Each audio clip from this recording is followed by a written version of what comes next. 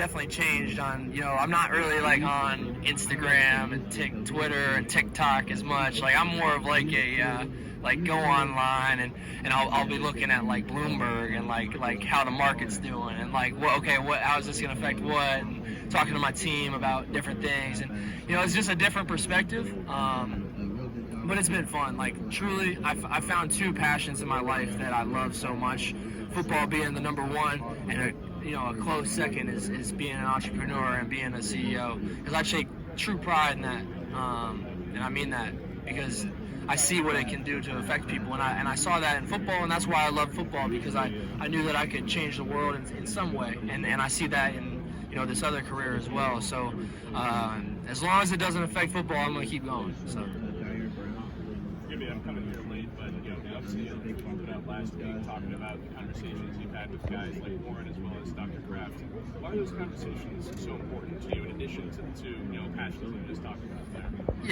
Yeah. Like I said, I mean, it's a blessing to be at a school like Penn State where you can have conversations with your athletic director and your coach. It's always been so open and honest, and it's been a great platform to be able to talk to them and really just be open and honest, like I said. But leading up to now, we're 5 days away. It's hard to really focus on anything else but that first day of pads and that first day of playing your teammates, because you get into the summer days, you get in the late summer days, guys start talking. They start talking about, oh yeah, we're gonna do this, defense gonna do this, blah blah blah. I'm a competitor too, so I want to get back out on the field, and that's really what it's all about. So. Yeah, and it's great to have conversations about everything. That's what, and that's why I see what I see out of NIL as well. Is it's a conversation starter for a lot of guys that have never had a voice. But realistically, I mean, like I said, I keep saying it. I hate repeating myself, but 5 days away. The only thing really on my mind is getting those pads on, because I'm really excited to do it. My last year, my final year, to do it with my teammates that I'm so proud to be a part of. It's gonna be pretty cool. Sean, just picture a nice Instagram smile. What is your mindset going into this game?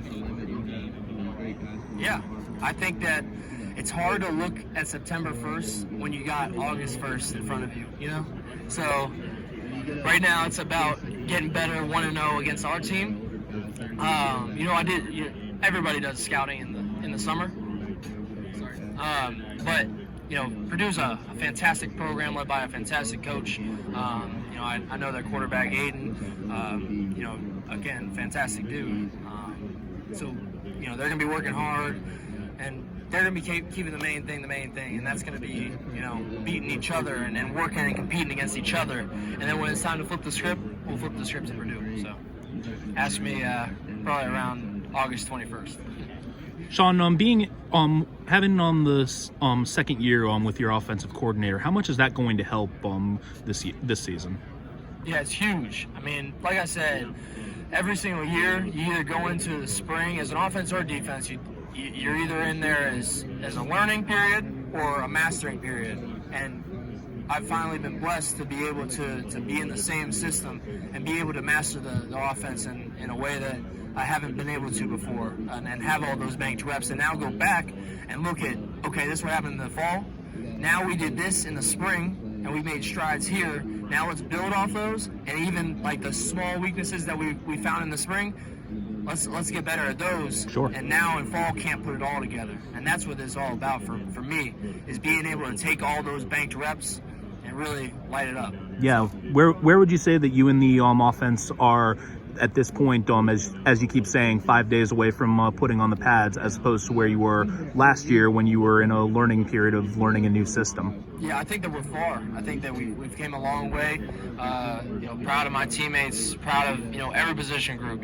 Offensive line, running backs. Everybody, wide receivers, tight ends. Everybody's owning what happened last year. We're not shying away from it. There's no stats don't lie, and what the record is the record is. But we're 0-0 right now. Sure. We have Purdue September 1st, and that's all that matters. So that's what's exciting. Sure. There's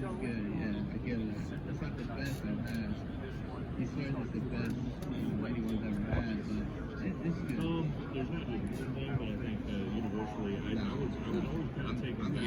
I won't speak on it. One, for what you guys want to know, answer this simple question. Is that a distraction for the team?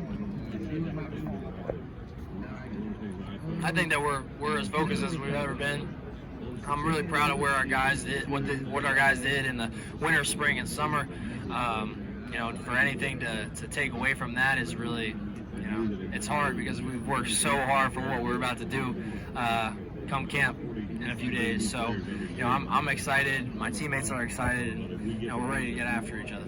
Since you're out the big picture in the leadership role on the team, it's easy to say, hey, we've put in the work, we're going to execute better, things like that. What's the one tangible thing, whether it's with yourself or whether it's with wideouts, hitting a spot on a route that says, this makes us better, and our record's going to reflect on it? That's hard. I mean, you're talking about pinpointing specific plays, and if you want to watch some tape afterwards, I can tell you how we're improving, where we're going. But I've been here for a while. I've watched a lot of tape in my day, so.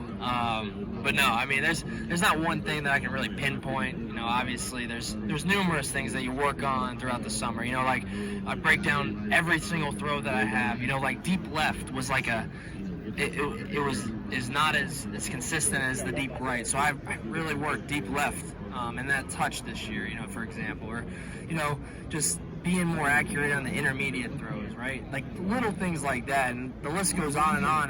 And even the things that you really you're proud of and you feel like you're the best at, you still want to keep improving because you got guys coming up that are just as good. So it's about just being better every single day, and that's what really matters. If that's an invite for Phil, we'll get you on Nick Game Week with a couple of Let's go. You probably got to talk to. That's probably above my pay grade, but Chris Peterson, Greg's over here. You can talk to them.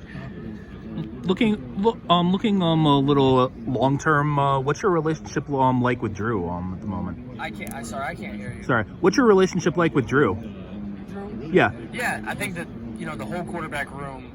We have a great relationship. Christian Bayu being a vet guy now. Mm-hmm. It's hard to call him a vet. He's only in the second year, but he's a vet guy. Sure. But Christian Bayu, Drew Aller, and then also Bo Pabula. We have a tight knit quarterback room right now. It instills a lot of confidence into me. When those guys are working hard and pushing me, and I'm pushing them, we have a great relationship, and it's only gotten better and better. So. Really excited about fall camp. That's where you really, the team just meshes together, and that's why I'm so excited. Yeah, obviously, your main focus is on your last year, but do you think that things are set up well long term with one of those guys setting up to take over after you've moved on? Yeah, I think and that's got to be the goal for me. To say that I'm just here to play I'm not just here to play my position. I'm here to lead the team, and I'm here to lead the young guys in the right direction and make sure that I'm leaving a legacy for them that they can look up to and say, I want to do this, and this that Sean did better. Because that's the legacy that I was left with Trace McSorley, and that was the legacy that he was left with Christian Hagenberg, and the list goes on and on and on. So it's one of those things where you're always trying to be better than the guy in front of you, and that's what makes great teams great. Is you just reload. Yeah. You don't replace. You just reload.